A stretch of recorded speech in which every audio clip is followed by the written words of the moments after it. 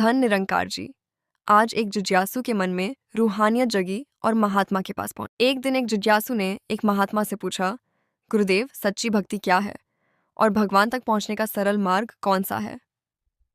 महात्मा मुस्कुराए और बोले, बेटा, यह प्रश्न बहुत गहरा है। इसका उत्तर स्वयं भगवान राम ने शबरी को दिया था। जब भगवान राम शबरी के आश्रम में पधारे तो भक्तिनी शबरी भाव विभोर होकर पुलकित हो गई। उस प्रसंग में गोस्वामी तुलसीदास जी ने आध्यात्मिक जिज्ञासुओं के लिए गहरा संदेश दिया है। यदि प्रेम सच्चा हो तो भगवान स्वयं दर्शन देते हैं। भगवान जाति पांति नहीं देखते, वे तो प्रेम देखते हैं। ज्ञान, विद्या, कर्मकांड भी आवश्यक नहीं। प्रभु केवल प्रेम चाहते हैं। राम ही केवल प्रेम पियारा, जान लेहु जो जानन हारा। भगवान राम ने शबरी को 9 प्रकार की भक्ति बताई। इन 9 में से कोई एक भी भक्ति यदि मनुष्य सच्चे मन से कर ले तो वह भगवान का प्रिय बन जाता है। फिर उन्होंने दूसरा श्लोक सुनाया, नवमहम एकु जिन्ह के होई, नारी पुरुष सचराचर कोई, सोई अतिशय प्रिय भामिनी मोरे, सकल प्रकार भक्ति दृढ़ तोरे।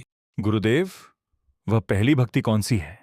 पहली भक्ति है सत्संग, संतों की संगति करना और भगवान की कथा में रुचि लेना। जैसे भगवान राम ने कहा, प्रथम भक्ति संतन कर संगा, दूसरी रति मम कथा प्रसंगा। सत्संग में पहुंचना शरीर का काम है, लेकिन उसमें रुचि लेना मन का काम है। केवल पहुंच जाना ही पर्याप्त नहीं, मन भी लगना चाहिए, क्योंकि कार्य मन से होता है। जैसे एक व्यक्ति चाकू से मारता है और दूसरा डॉक्टर चाकू से ऑपरेशन करता है। दोनों का काम एक जैसा दिखता है, पर भाव अलग होता है। सत्संग सबसे बड़ा है। जैसे पानी गंदी नाली में गिरकर बदबूदार हो जाता है, लेकिन वही पानी स्वच्छ घड़े में जाकर सबको शीतल करता है। संगति का प्रभाव बहुत गहरा होता है। एक बूंद केले में गिरे तो कपूर बन जाती है, सांप के मुख में गिरे तो विष बन जाती है, और स्वाति नक्षत्र में सीपी में गिरे तो मोती बन जाती है। कदली सीप भुजंग मुख, स्वाति एक गुण 3। जैसी संगति बैठिए तैसो ही फल दीन। इसीलिए संतों की संगति सबसे बड़ी है। एक क्षण का सत्संग भी स्वर्ग और सभी सुखों से बढ़कर है।